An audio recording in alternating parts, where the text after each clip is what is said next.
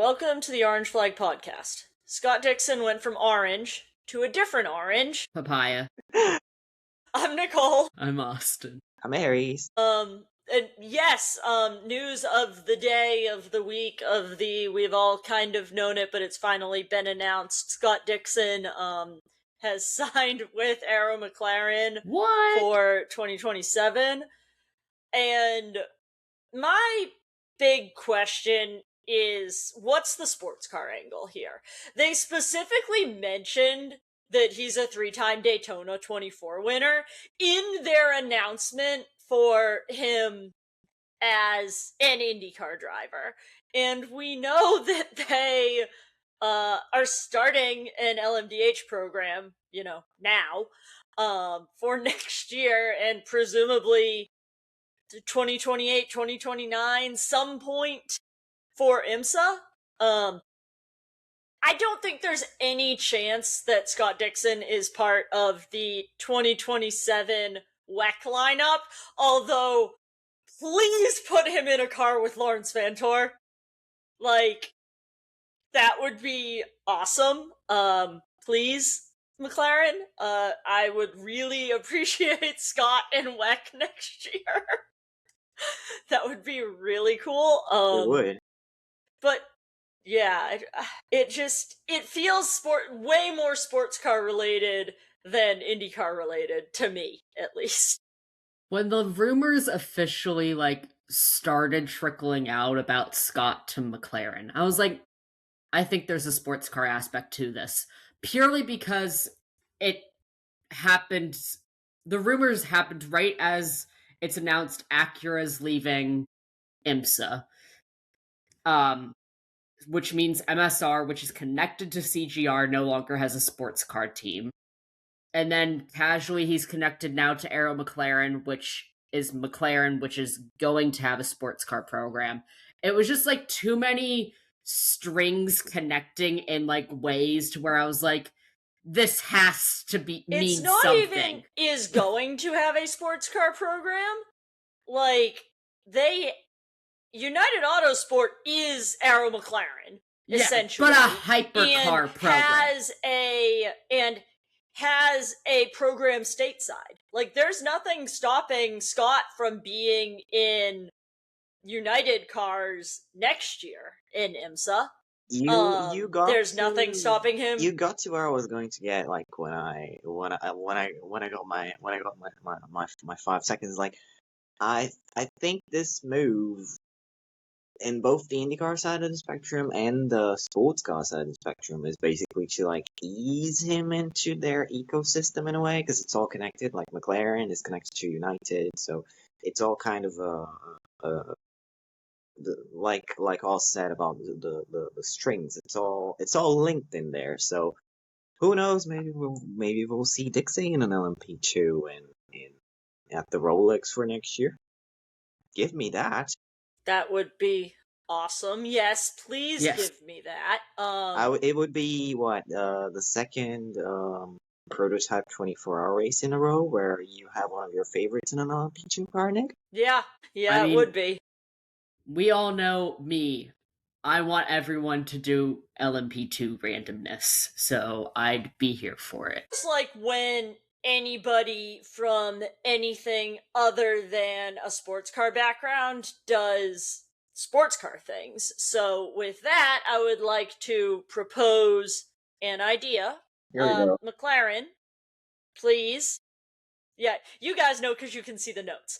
But yes. McLaren, Daytona 2028, when you bring the new car to IMSA, how about we get a Lawrence Vanthoor, Scott Dixon, Lando Norris lineup? Oh, God. Because you want to launch a program. And it's not like Lando's inexperienced at Daytona. So... No, he's done it. Yeah. So let's do that. Let's put Scott and Lando in some LMP2s next year. Please. Obviously they cannot be in the same one, but let's stick them in some LMP2s next year. and I'd be so get here them ready for for it. 2028. That's why they have 2 cars. Also, Yes.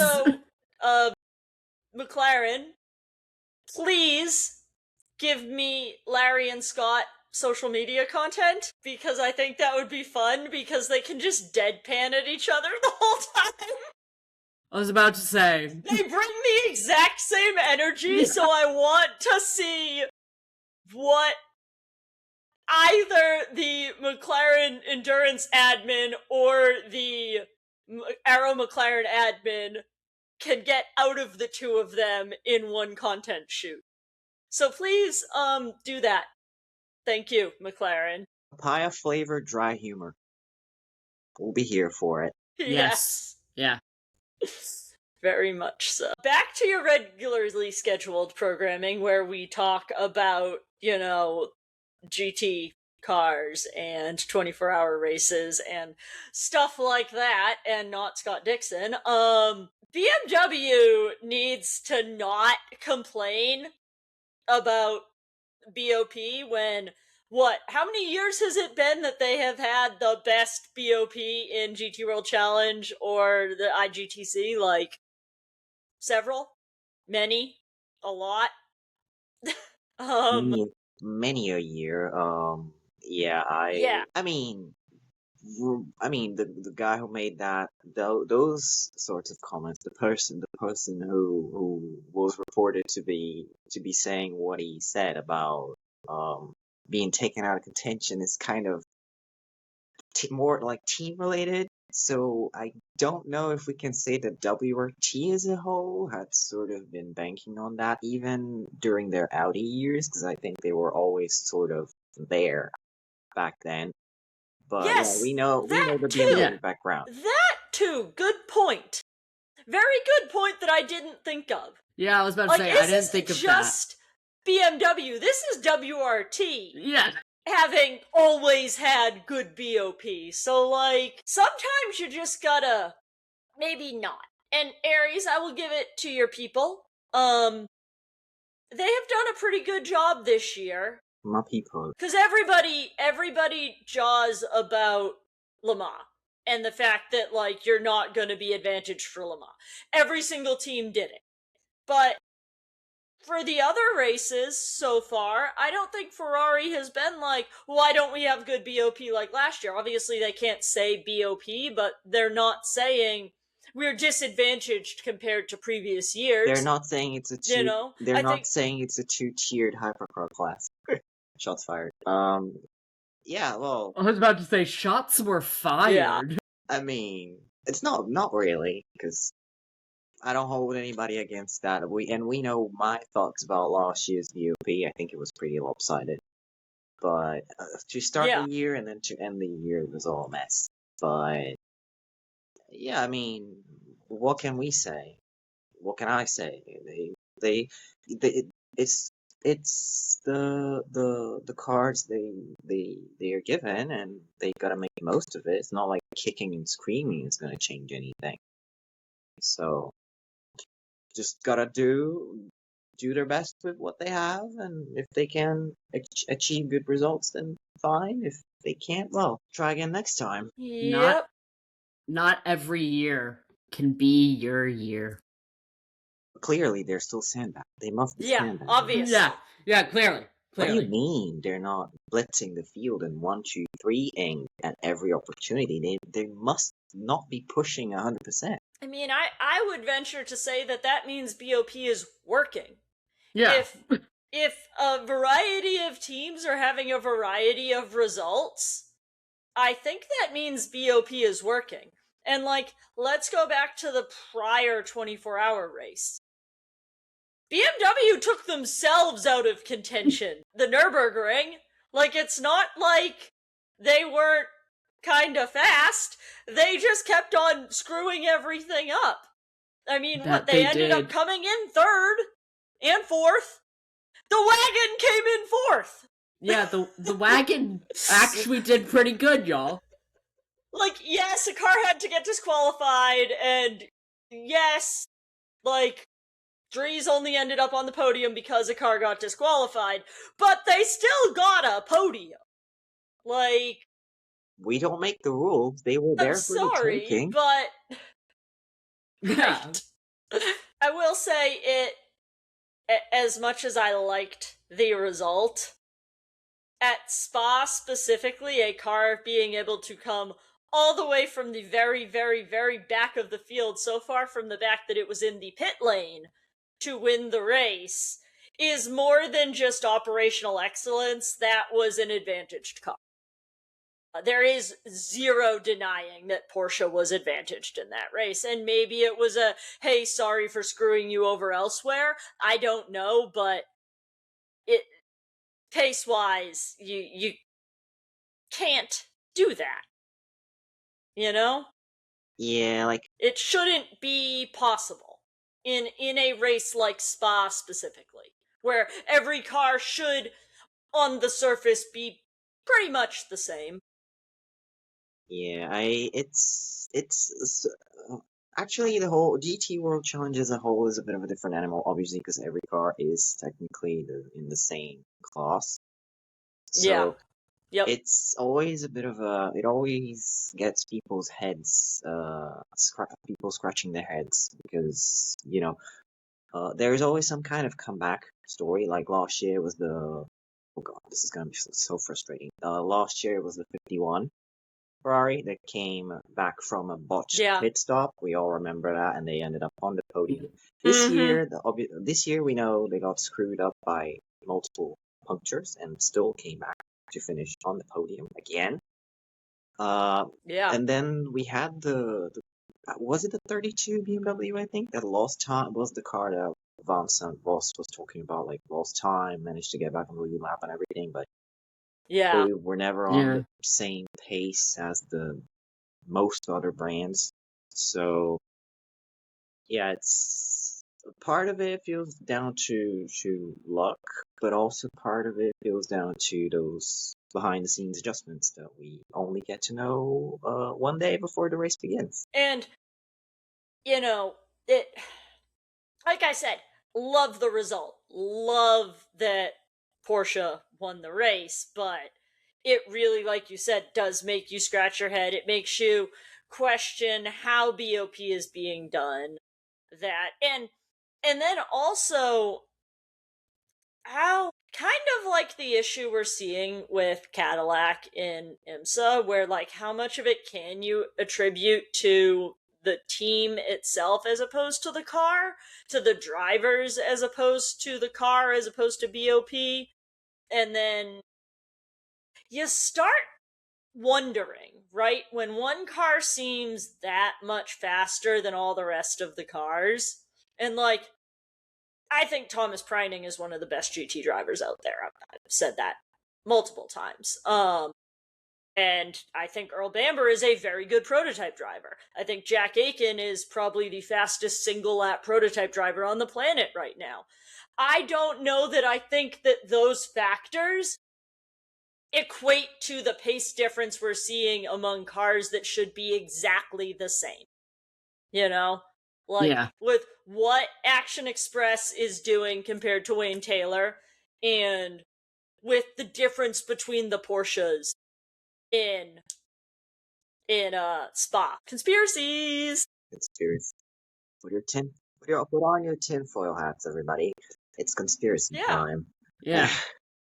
Exactly. The one thing also for me is like the fact too, it was Lion Speed's first time being a pro entry. So like there was just like a whole lot of things where I'm like, your first time as a pro entry, you go from pit lane to winning. Like it's just, there's a lot of like question marks to me. Love the result, but I'm like, wait a minute. IGTC was like, Thomas Preining, we're really sorry for your 2 in a row second place at Nürburgring, and then you're barely getting to drive Nürburgring. Here, have Spa. We're sorry. We are really sorry, have a Spa. Like, it was just one of those things where I was like, it almost to me would make more sense if it wasn't a team who, like, this was their first time as a pro entry. Like, something about that aspect to me I can't get over. That lineup is a killer lineup, no doubt, but Yeah. you know. But there's something I'm grabbing onto of that specific aspect that I'm like, Yes. I can't get over that part specifically. We went very, very off topic there because none of that is in there, but it was kind of all about BOP. Yeah, it's well, like the previous bit about McLaren and United being a connected ecosystem. All this is linked, everybody. It's yeah, it's true. It's all BOP. more conspiracy. It's all a circle. You know what else is a conspiracy? The WEC Plus app. Oh, that smells. It's bad. It's so bad. It didn't work. I logged out, I logged back in, I logged out, I deleted it, I logged out, I logged in. I was talking to Rory this morning, and he was trying to watch Full Access because the one from Le Mans came out today, and he's like, I can't get the app to work. Like, I couldn't get the app to work the other day. Rory from Rory versus Earl, follow Earl Bamber to get Rory to Petite, by the way. Back to the WEC Plus app and its failures. I, in fact, could not watch to see things like Earl Bamber apparently having concern about horses. It's in Full Access. I have not seen it yet, but Rory sent it to me. That Earl comments on some people being on horses and seems concerned about it. So, Earl, if you also don't like horses, that is a fantastic reason for me to continue supporting you in the war, because I don't like horses. So, wonderful. Follow Earl Bamber on Instagram, get Rory to Petite. I'm really good at this. Yes. When I had to use it for the LMS round, I luckily got it to work after I deleted it and then logged out, logged back in. But then I tried that worked magically today. I had deleted it yesterday and reinstalled it, and it still wasn't letting me see ELMS. Rude of it. Yeah. Mine just died halfway through the race and was like, you can't watch this. So then I tried logging in, logging out. That wasn't working. So then I was like, fine, I'll try deleting it. Log back in, log out, log back in. That worked. But I shouldn't have to be doing that all the time. No. Because I've had to do it numerous times. Dear the FIA and the ACO, bring ELMS back to YouTube!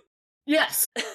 There are 27 of us that watch ELMS. Just let us watch it on YouTube. We all have the stupid app to be able to do everything else, like watch WEC races. We don't need to have ELMS stuck on there. Let us watch our terroristic LMP3s in peace on YouTube. Terroristic LMP3s. Please. And thank you. Yeah, they should. Am I wrong, Aries? No, you're absolutely not wrong. If you watch the race this weekend, we'll get to that in a minute. It was bad. As someone who lives somewhere that usually has one, sometimes two, free YouTube streams for the full race, for the full ELMS races available on YouTube. I thought that decision was a massive backward step at the start of the year. I think I said that when these news came out.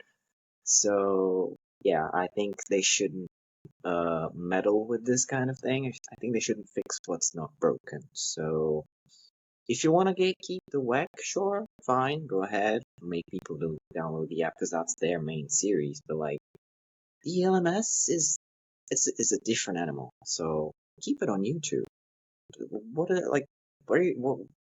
What? Some business decisions make no sense to my mind. I don't know. None. What were we just on about? Terroristic LMP3s, more like terroristic off the whole grid. Because I think we can count on the fingers of one hand the number of cars that can go off. I feel like at some point, I feel like at some point, someone in one of our many group chats went, "Is there oil on the track?" Because everybody was going off. Yeah. Yeah. That makes no sense. That made no sense at the time. I thought, is this the Nürburgring massacre again? Because that brought back painful memories. But yeah, I thought, guys, like, I get this has gentleman drivers, but we had pros going off. Like the track was made of ice. Yeah, and that's what, like, we joke about, the LMP3s and stuff. The LMP2, like, pro drivers, the GT3 pro drivers, were not exactly keeping it tidy between the lines either. Nope. So, like, yeah, driving standards in the year of 2026 simply do not exist. They do not. We've discovered this, which, if car wall. If car wall. Yeah. If car wall. Yes. Correct. Yes. Neither. They went to Kevin's school of driving, if car Oh wall. my god. Inevitably, he's going to see that very one bit of the show because someone's going to send it to him. My next one was going to be the other Kevin driving school, if car track limits. Well, God. yes, that too. We know that. But, we knew where this was going. If car wall is funny because he's done that like every race this year. He has. He needs to work on that and maybe not ever do that again for the rest of his life. One thing that we wanted to do was have Aries talk about going to his very first race in his whole entire life. Coming. I don't know what I expected and why that wasn't what I expected.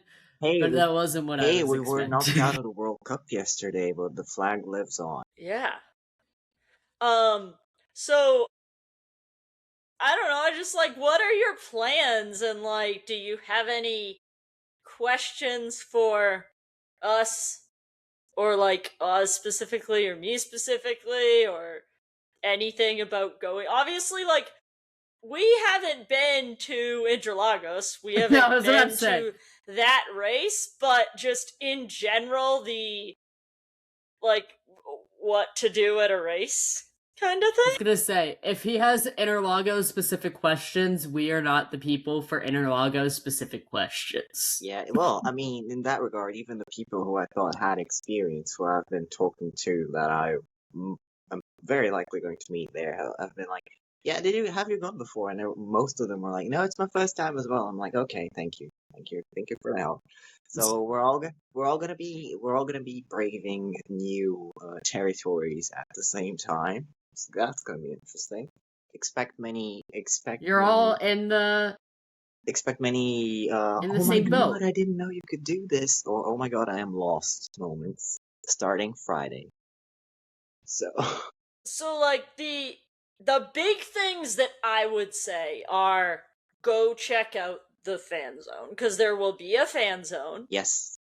Go check it out. It's from what everybody says, it's huge. Where the merch is gonna be. Yes. Yeah. Like, there will be activations. At least the past 2 years that I've been at WEC races, there have been like activations that WEC itself does. There's been activations that teams do. There's just been fun stuff to do in the fan zone, so like, definitely check that out. There's honestly like kind of a silver lining to the fact that the paddock is closed at Interlagos, because it means you'll have more time to explore around the track and take in the fact that you are at a racetrack, at an FIA grade 1 track that, Formula 1 races at, that WEC races at, one of, I think, everybody's top 5 tracks in racing, I would say. Probably. Just take that in. That's something that I really made a point to do this year. when I was at Laguna Seca was like really just appreciating being there rather than like doing things all the time. So that would be, I think, my biggest piece of advice to you is just appreciate being there and do things that let you do that.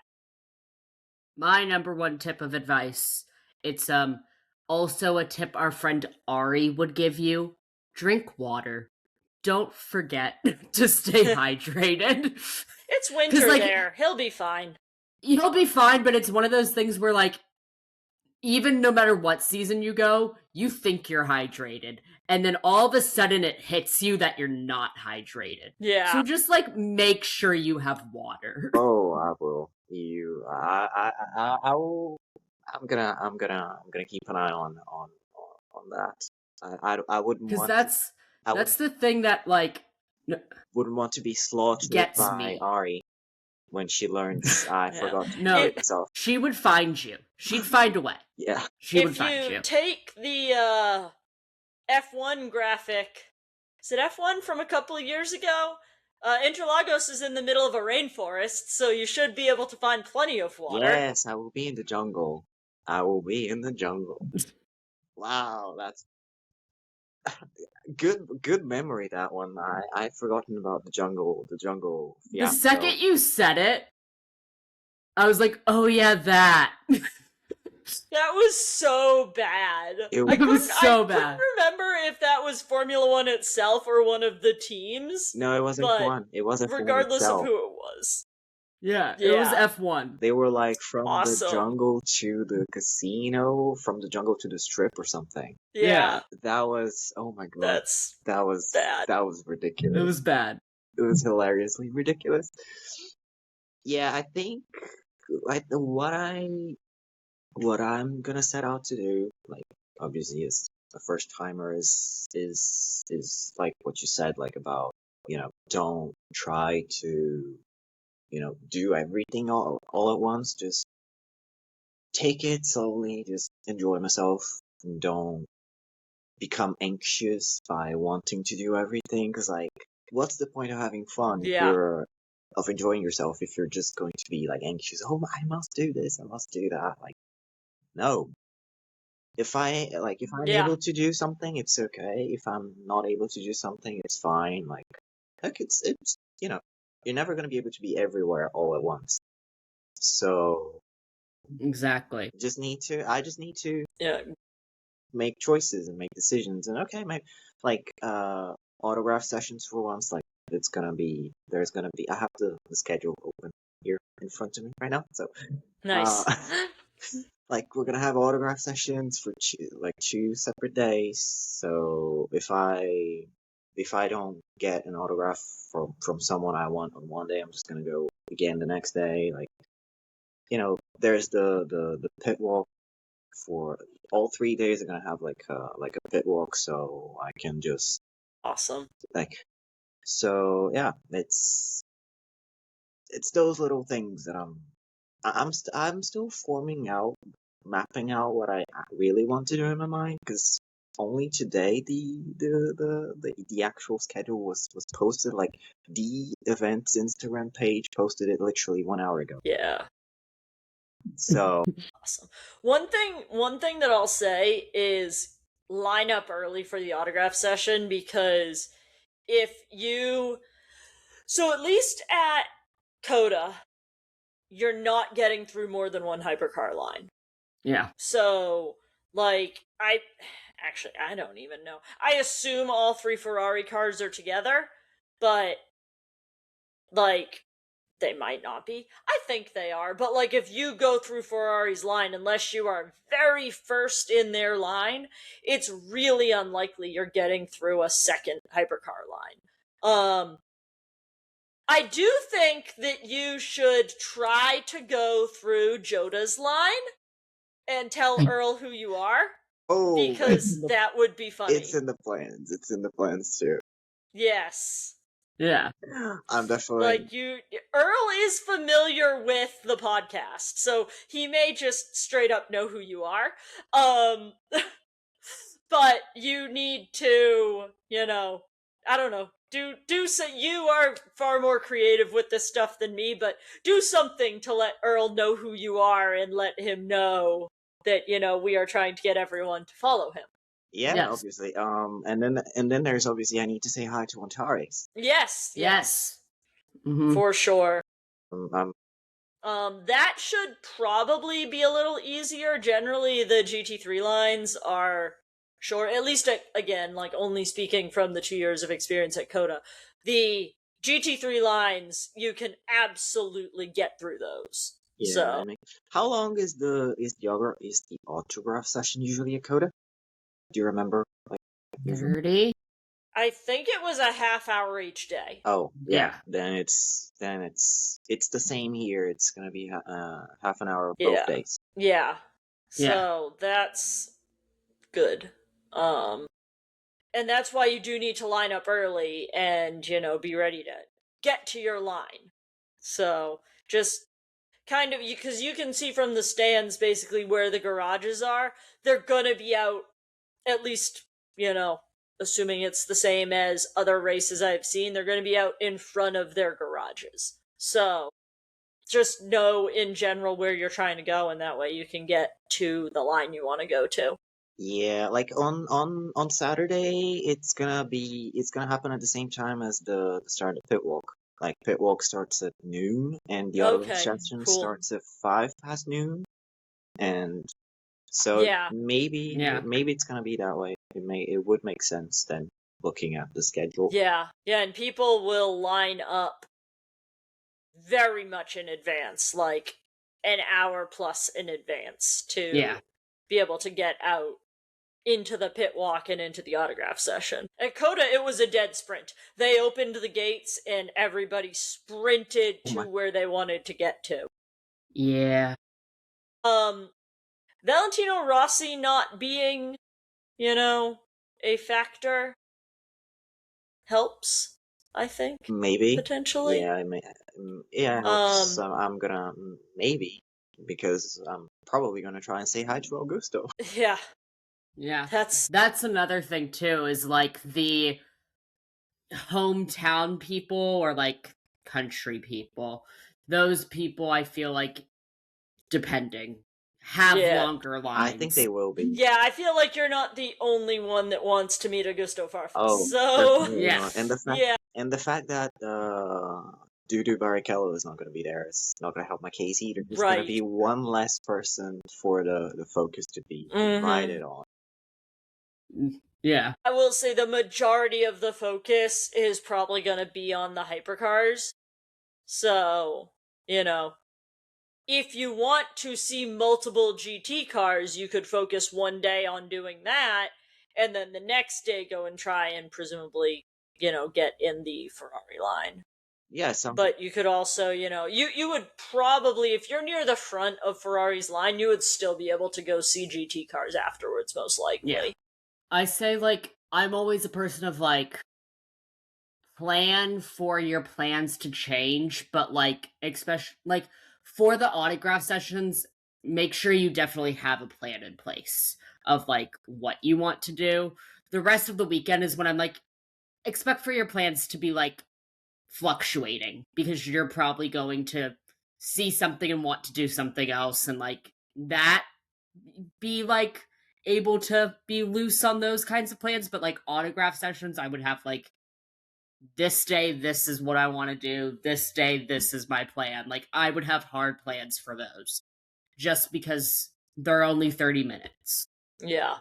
And you don't realize how quick that is, but it's quick. It is. Yeah. And with the fact that it's not an open paddock, there are, there's a lot less opportunities. So everybody that has a autograph session pass or a pit walk pass is going to be doing that.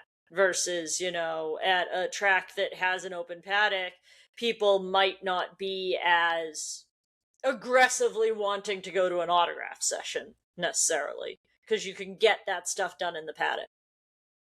Yeah, it does make sense. Like, I think the biggest thing that's getting my my nerves a bit frayed is the autograph session because of how, like you guys said, like how short it is, and we know half an hour goes by like this in the snap of a finger. So that's probably the anxiety point for me. I feel like everything else is gonna be a bit more relaxed in that sense. But yeah, definitely. Yeah, and that's why it's the one thing I recommend, just like making sure you have plans of like what you want to do for each session, because that makes it at least a little bit easier. Well, what can I say? I'll expect a lot of all caps messages starting Friday. Yes, we definitely will. Yes. Well, and now to Ford, because Ford for 4th of July gave us a sneak peek, in the loosest meaning of sneak peek, of their hypercar, in the sense that it was the car with the sheet over it with like the smallest little bit showing of what I'm assuming is a test livery. At least it's what I'm hoping it is. It sounds like they're doing a launch rollout testing starting in August, so I don't know that this silhouette that we're seeing is even a legitimate silhouette, quite frankly. Because this just doesn't look complete, you know? No, it felt very, at least in my mindset, okay? We are Ford. We are American. It's July 4th. Gotta post something! Exactly. Yeah, it was just playing into that for sure. That's the vibe I got. I was like, this just feels like we got to be American. Yeah, and a tweet I saw, actually it was a link to an article, I think, or it was just a tweet from a major car related page, said they're hoping their car doesn't look like an Orica. My first thought was, yes, but aren't you guys designing it? Like, you guys should make sure it doesn't look like a standard Orica. Yeah, the issue I take with that hope of theirs is the silhouette kind of looks like Genesis. So, you didn't do very good at not having it look like an Orica there, buddies. Yeah. I'm taking this, though, as, okay, my loosest way of getting Cam Jam back together, in the sense that they're just both driving Orcas, and one is orange, and one is blue, and that's the only crossover I'm going to get. But also, I'm an LMP2 fan. I've already said it this episode. I'm fine with it looking like an Orica, okay? I'm okay with that. Also, I'm just happy for Ford to have a hypercar because my driver's in the hypercar. So we started kind of sort of with IndyCar / sports cars, and I want to get back to that because obviously as part of the whole Dixon to McLaren thing, Felix Rosenquist also to McLaren. Nolan Siegel is no longer going to be with Arrow McLaren. That hasn't been announced whether that means he's leaving that whole United McLaren family. He's very good in LMP2. He's somebody that I could see in the hypercar program in the future. Maybe not next year. I don't know that I think he's going to be one of these last few drivers to get announced, but he's someone I could see in the hypercar program or as a reserve driver for the hypercar program. I would expect personally to see him in ELMS with United next year. I don't see any reason he wouldn't be in ELMS with United. I mean, there aren't enough races, in my opinion, to have IMSA be his primary program for next year, personally. For me, I see him almost kind of doing similar to what Jamie Chadwick's doing, in a sense of doing an ELMS program and then like she's the reserve for the hypercar program. I could see him reserved for the hypercar program doing ELMS. See, but I think that he is an absolute shoo-in for the, same as Dixon, for the IMSA program. Yeah. With the hypercar. Yeah. For the GTP program.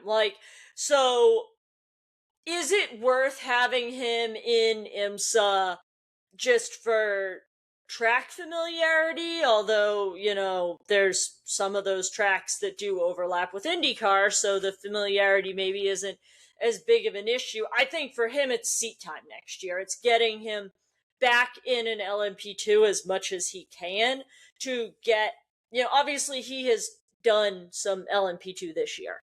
It's not like he hasn't been in one. It was at Daytona. We saw him at Daytona. Yeah. So, I do think that his nice little association with Inter-Europol will end. I think that was just something he was able to whip up to keep doing sports cars. But if he is remaining with United, McLaren, etc., I think that's the logical thing. The other option, speaking of Inter-Europol, though, is Nick Yellowly's seat. That's somewhere he could end up, obviously.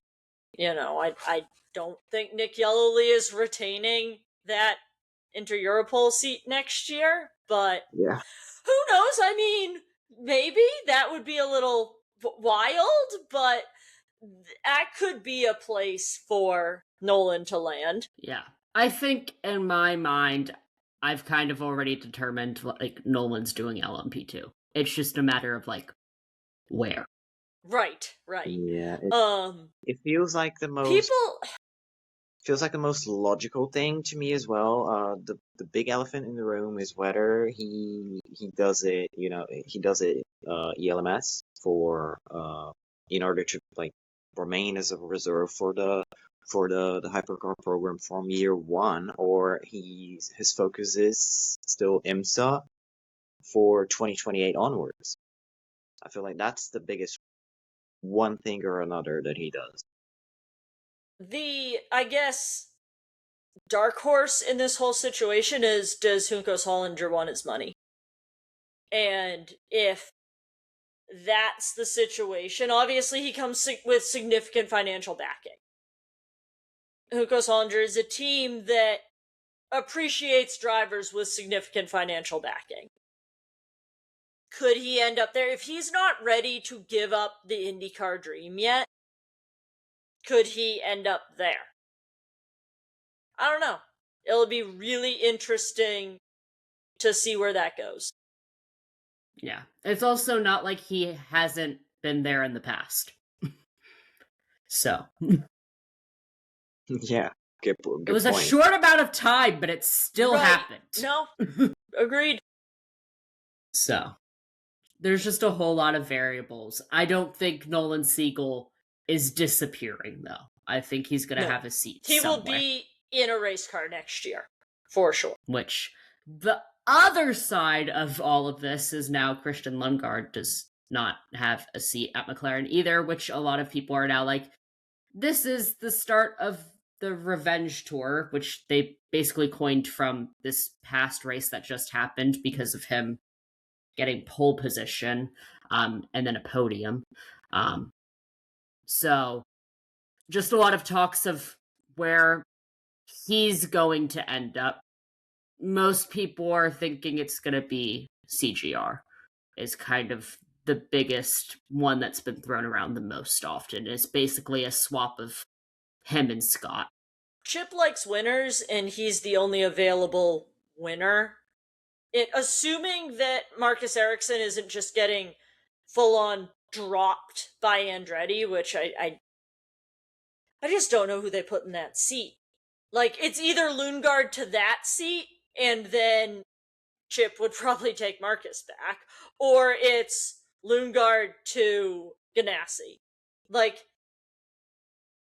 I don't see some of these other guys that people want to throw around for these, like, the number 9 at Ganassi is a big deal, right? It is. Like, Yes. it is a car that has a lot behind it. So you can't really put, like, oh, we're gonna put somebody that we don't know can even win an IndyCar race in that seat. I think it's got to be somebody proven, and Christian's the only one that's been able to head-to-head take it to Alex Palou. Why wouldn't you want that in your team? The two of them pushing each other every single week, being able to, share information, because Ganassi is one of those teams where they all sit down together and share information. Dixon and Palou have said that time and time again. Yeah. So, to me, that just makes the absolute most sense, is putting him there. And he's, he would get a chance to work with someone who had a career somewhat similar to his. Dario was not the greatest oval racer until he became a really good oval racer. Yes. Palou was not a really good oval racer until he became a really good oval racer.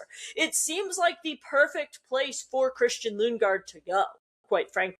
I think it was Will Buxton kind of basically said exactly that, of like, Christian has been a great oval racer, but if you kind of look at the guys who have been at CGR, that's been something that's happened in the past. But also, if you look at the cars Christian has had for the ovals in the past, RLL, not really a great car. Arrow McLaren, it's very known that car is really built for one person and one style of driving when it comes to ovals, especially. So him going away from that, going to CGR, where it's a team that has shown in the past guys who aren't successful at ovals can then become successful at ovals.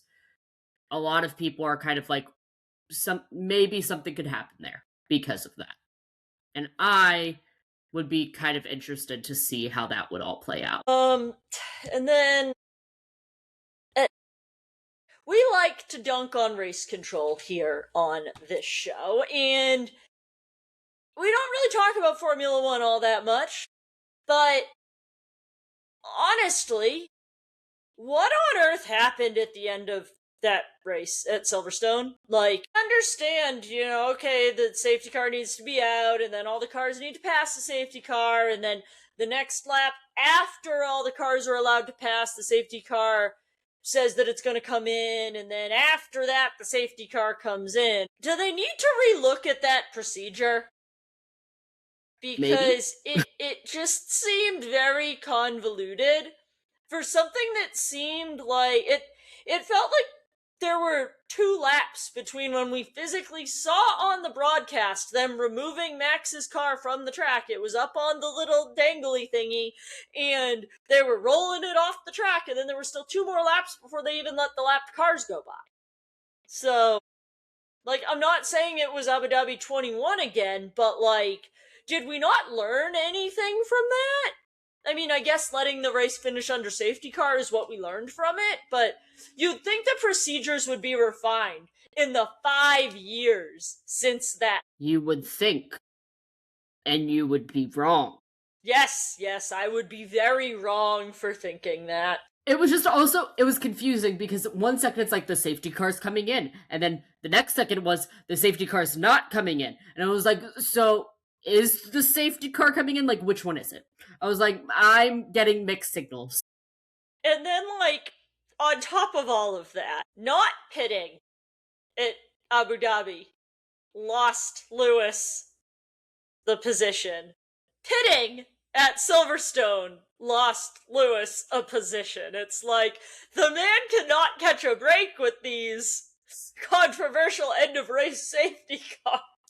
No. Apparently, if the safety car is to be controversial, it has to not involve Lewis. 1 has to involve Lewis, and 2 has to not benefit Lewis. Yeah, not benefit him at all. I mean, P2 versus P3 wasn't a huge deal, but, you know, it wasn't championship versus no championship. But it just... I was like, man, this is awful for him. He's like, I'm getting flashbacks. Yeah. That's what I thought as well. I thought, oh god, history repeats itself, and this guy will always get screwed over by safety car shenanigans at the end of a race. But what I've decided as a result of all of this is that there should be one universal race control, and it should in fact be our WEC group chat. Yeah. We should be race control. All of us. Power. We would make the correct decision every time. All cars except car number 6 and IMSA need to stop, and car number 6 gets to do the race. There we go. Race control's decision. I knew we were gonna get there. It would be... Of course we were, but it would be chaos, but like good chaos. Forced all of you to like Kevin, so I feel like my car number 6 plan might work. The trick of the car number 6. Exactly. I haven't heard that before. I have it somewhere. That took us forever to find last time because we had to figure out when that video even was. And then I had to go through and find it.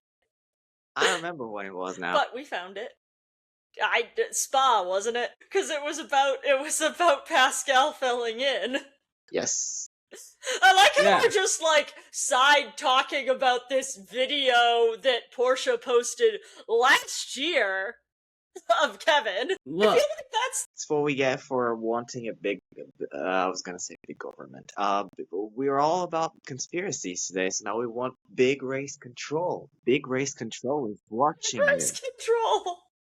Big race control. Big race control. But, on that drinking game, I think we can wrap the show up. Thanks for listening. You can find us on Twitter, TikTok, YouTube, and Instagram at Orange Flag Pod.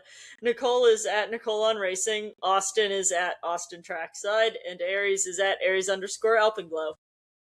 Stay orange, and green, yellow, and blue. And white, because there's a little bit of white. You were gonna say stay papaya.